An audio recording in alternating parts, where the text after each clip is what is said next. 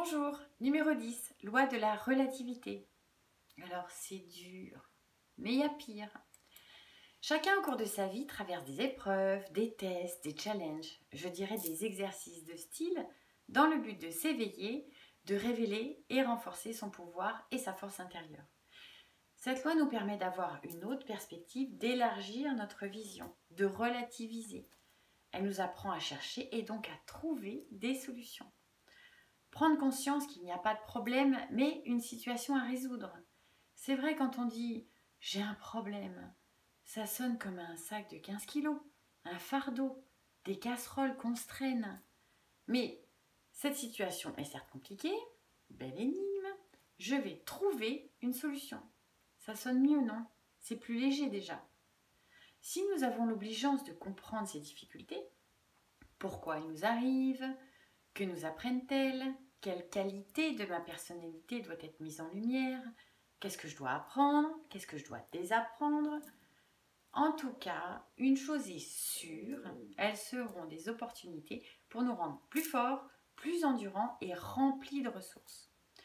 Autre chose, relativité nous éclaire sur notre situation par rapport à d'autres pour nous aider à relativiser et aussi à se familiariser avec la gratitude et donc à remercier de ce que nous avons déjà. Elle nous permet de regarder au-delà de notre nombril qui pense que c'est la fin du monde parce que justement le monde ne tourne pas que autour de sa petite personne. Regarder au-dessus permet forcément d'avoir un champ plus large et induit obligatoirement une perception beaucoup moins désastreuse de la situation. Quand l'univers place sur notre chemin des épreuves, c'est que nous sommes capables de relever le défi. Nous sommes capables de nous en sortir, même si ça décoiffe.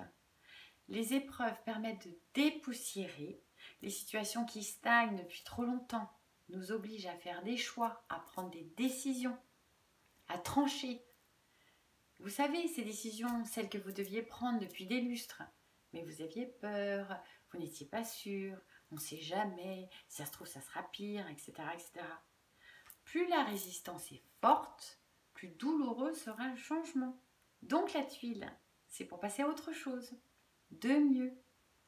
N'agissez pas par pulsion, par colère, par peur.